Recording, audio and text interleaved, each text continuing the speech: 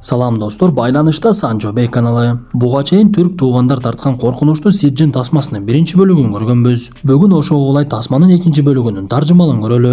Бирок тасмага чейинки айтып кете турган нерсе, биз буга чейин Москвада жүргөн туугандардан жардама алып, документ жасагандар тууралуу маалымат чыгарып, бирок алар өздөрүнүн ишине так болбогондуктан жардамабызды токтотконбуз. Анан дагы ар бир жардама чыккан тасманын алдына кайрылбаңыздар деп жазып кеттик эле. Бирок ошого карабай дагы деле кайрылып жаткандар бар экен. Андыктан достор, дагы бир жолу кайрылбаңыздар деген эскертүү менен биргеликте тасмабызды баштай берели. Отдай мне ребенка.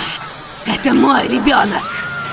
Тасманын башында интернеттен исис кума мүрзөсү тууралуу маалыматты көрөбүз. Бул мүрзөдө түшүнүксүз кубулуштар болуп, элдер эмне болуп жаткандыгын такыр эле түшүнүшпөй, адамдын акыл эсине туура келбеген окуялар болуп өткөн болот. Мындан соң биз үйүнө чыгып даарат алууга камданып жаткан кишини көрөбүз. Бул адам шашпай ниетти бекем коюп дааратты мыктылап алып, андан соң идиштердин бирине түшүнүксүз бир суюктукту куят. Ал киши идишти көтөрүп алып үйүнө кирип кеткен кезде биз аялдын кыйкырган үнүн угабыз. Андан соң үйүнөн чыгып жанагы идишке дагы суюктуктан куюп, келме келтирет дагы суюктукту дароо эле ичип алат. Биз ошол мезгилде жанагы кишинин кыйналып жаткандыктан бул суюкту кислота экендигин түшүнөбүз. Анткени суюктук тийген жерлери ээрий баштайт дагы, ал киши ошол жерде жан берет. Мындан соң кадр алмашып, биз Түрк өлкөсүнүн шаарларынын бирин көрө баштайбыз. Каарманыбыз Айнур кичинекей баласы Бирол кайра эле ыйлай бергендиктен анын бүгүн башкача болуп жаткандыгына такыр эле түшүнбөй, атайын олтургучунан тургузуп жатуучу бөлмөсүнө алып барып оюнчуктарды ойнотуп коет. Мындан соң Айнур күйөөсү Аткамга коңгуроо кылып үйгө батыра келүүсүн суранып, шириндик жасап койгондугун айтып, анан дагы баласы Бирол аны күтүп жаткандыгын эскертет. Бирок ушул күнү Айнурдун колунан арбалеси түшүп кетип, баласы дагы кечке эле ыйлап башкача күн болуп жаткан.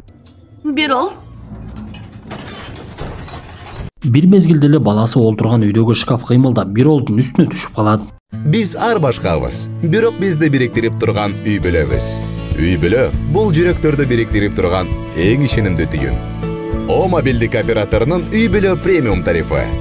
Бул болгону 1990 сомго чексиз байланыш менен 3 сим-карта, секундасына 500 мегабитке чейинки ылдамдыктагы үйдөгү интернет жана телевидение.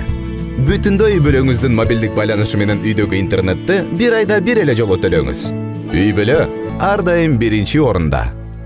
Муну көргөн Айнур кайгырынып эмне болуп кеткендигин түшүнбөй шкафты көтөрүүгө аракет кылып, бирок такыр эле ага алы жетпей көзүнөн жашы төгүлө баштайт. Бул окуядан кийин арадан 3 ай өтүп каза болгон наристе жерге берилип, тасманын башында сөз болуп жаткан исис кума мүрзөсүнө көмүлгөндүгүн көрөбүз. Айнурдун күйөөсү Аткан болсо баласынын өлүмүнө аялын күнөөлөп, аны менен ар дайым урушуп, ансыз деле кайгыга батып турган каарманыбыздын жарасына туз себе берди. Айнур дагы наристесинин жоготкондугуна чыдай албай, мен эмнеге сени бул жерге жалгыз таштап койдум экен? О жаратканым, мен сенин тозогуңа ылайыктуу адаммын. Мен таш боор энемин, бул нерсени билгенде баламды бул жерге калтырбайт элем го. Сени сагындым балам деп ыйлап жаткан мезгилде биз каарманыбыздын үйүндө түшүнүксүз бир кара адамдардын жүргөндүгүн көрөбүз.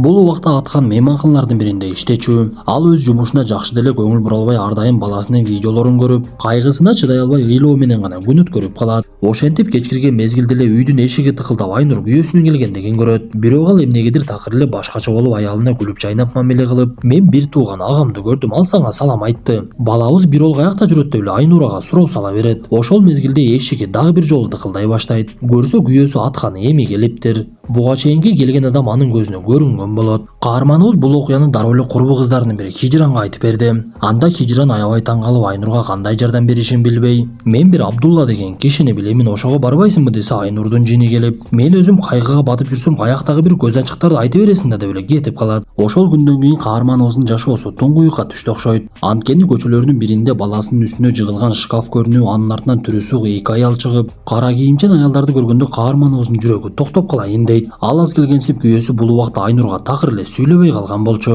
Анан дагы экөө чогуу жатпай калгандыктан Айнурдун түшүнө ар кандай нерселер кирип, кыйналып жаткан аял Айнурду карап, менин баламды бергиниң деп талап кыла берет. Эртеси Айнур Атканга келип экөөбүз сүйлөшөлүчү десе, күйөөсү дагы деле көңүл бурбай койду. Анда каарманыбыз баласынын мүрзөсүнө барып аны сагынгандыгын айтып, сен бул жерде жалгыз үшүп жатасың, бул нерсеге мен күнөөлүүмүн, мени кечирип койчу балам деп жаткан кезде жанагы эки түрү суук кара кийимчен аялдар дагы бир жолу көзүнө көрүнөт. Бул окуядан кийин каарманыбыз Айнур курбу кызы Хижра менен биргеликте ал айткан Абдулла деген кишиге барат. Анда Абдулла Айнурду бөлмөсүнө жалгыз киргизсе, ал жерде бир кичинекей баланын олтургандыгын көрөбүз. Бир кезде ал киши каарманыбызга атыңды 3 жолу жазгының деп кагаз берип, андан соң Айнурдун колунан кан чыгарып, ал кагазга сыйпап, Кагазды сууга салат дагы сууну жанында олтурган балага ичирип коет. Мындан соң Абдулла менен жанындагы олтурган кичинекей бала түшүнүксүз бир сөздөрдү айтып, алардын жанында турган суу кыймылдап, ар кайсы окуялар элеске түшүп, бир кезде жаш баланын кыйнала баштагандыгын көрөбүз. Анда Абдулла баланы бөлмөдөн чыгарат дагы каарманыбызга ар кандай суроолорду бере баштады. Сиз менен мындай окуялардын болуп жаткандыгына канча убакыт болду? Анан дагы атаңыздын карындашы же болбосо апаңыздын сиңдилери барбы? Толук маалымат бериңиз десе Айнур жооп берип, апамдын сиңдиси болгон, бирок ал каза болуп калды. Атамдын карындашы бар, мен бирок атамды көргөн эмесмин, ал кичинекей кезимде эле каза болуп калган деп. Анан дагы Айнур мен кичинекей кезимде көзүмө арба эле көрүнө берчү, бирок мынчалык болчу эмес десе Абдулла сөзүн улантып, сиз өтө бир коркунучтуу каргышка калгансыз. Бул каргышты 41-чи байлам деп атап коет. Менимче ошол бир туугандарыңыздын бири окутуп койгондой. Биз бул маселени чечүү үчүн ким окуткандыгын жана эмне үчүн окуткандыгын түшүнүшүбүз керек. Сизге айтарым, үйдө Аятал Курси сүрөсү ар дайым окулуп турсун. Жараткандан гана паана издеңиз деп жолугушуу аягына чыгып, Айнур кайрадан үйүнө кетет. Бирок жанагындай көзүнө көрүнгөн нерселер дагы деле токтобой Айнур апасына жолугуп келейин деп жөнөп, апасы жана каза болгон атасынын апасы чоң энесине жолугат. Көрсө каарманыбыздын апасы кайненесинин кызматын кылып айылда аны менен чогуу жашайт экен. Анда Айнур алардын амандыгын сурап, бир кезде апасынан Зехри деген тайэжеси жөнүндө сурай баштайт. Зехри апасынын бир тууган сиңдиси болчу. Көрсө тасманын башында өзүн өзү өлтүрүп алган киши ошол Зехринин күйөөсү экен эле. Ал адам кумар оюндарын көп ойногондуктан карызга белчесинен батып, аны төлөй албагандыгын түшүнгөндүктөн аялындагы 2 кызын дагы өлтүрүп, андан соң өзүн дагы өлтүрүп алыптыр. Ал адамдын кыздарынын бири Гүлбахар 9 жашта болсо, Гүлизар 4 жашта экен эле. Бул окуяны айтып берип жаткан каарманыбыздын апасы көзүнүн жашын такыр токтото алган жок. Жатаарда болсо Айнур чоң энесине келип, ага өзүнүн арманын айтып, кичинекей кезинде атам өтүп кетти, сиз бул кайгыга кантип чыдагансыз? Ал сиздин балаңыз эле го. Бүгүн мына мен дагы баламды жоготуп олтурам. Бул жоготуу мен үчүн аябай оор болуп жатат. Кээде баламдын жүзүн эстей албай деле калып жатамын. Жараткан эмне үчүн бизге мындай оор сыноолорду берип жатат деп чоң энесине даттанат. Ошентип үй бүлө мүчөлөрү уйкуга кетишип, бир кезде каарманыбызга көрүнүп жаткан бале анын апасына дагы көрүнө баштайт. Кандай болбосун таң атып, Айнур апасы жана чоң энеси менен коштошуп ал жерден кетип, эң эле биринчи айыл башчы болгон аксакалдардын бирине жолугат. Көрсө Айнур аксакалдын атасынын карындашы Жеврет жөнүндө сурайын дептир. Анткени чоң энеси дагы апасы дагы үйүнөн такыр чыкпагандыктан ал тууганы тууралуу маалыматы жок экен. Анда аксакал дагы билгенин айтып, алар бул айылдан көчүп кеткенине 15-20 жылдай болуп калды. Эч ким менен мамилеси жок болгондуктан ал тууралуу маалыматыбыз жок деп жооп берсе, Айнур андан нары тасманын башындагы окуя болгон үйдү издеп жөнөйт.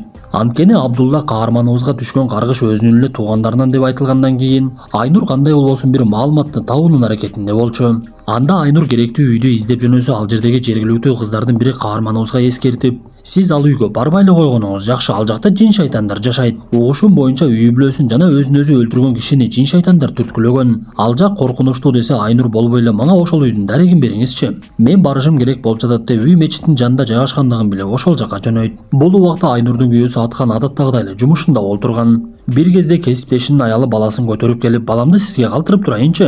Менин иштерим чыгып жатат, күйөөм келип калса берип коесуз. Десе Аткан дароо эле макулдугун берип, баланы алып калып аны жакшы көрүп, жалгыз калган кезде мени ата деп койчу деп эле сурана берет. Бирок бала такыр эле ата деп ыйлап баштаган кезде кесиптеши дагы келип калды. Анда Аткан кайгысына чыдабай жумушунан чыгып дароо эле баласынын мүрзөсүнө жөнөп, анын видеосун дагы бир жолу көрүп, баласынын өлүмүн дагы деле кабыл ала албай жаткандыгын түшүнөбүз. Анан дагы Аткан мындай оор күндөргө чыдай албастыгын түшүнүп бир чечимге келиптир. Ал бир кезде атайын алып келген тапанчасын алып чыгат дагы өзүн өзү атып өлтүрүп алат.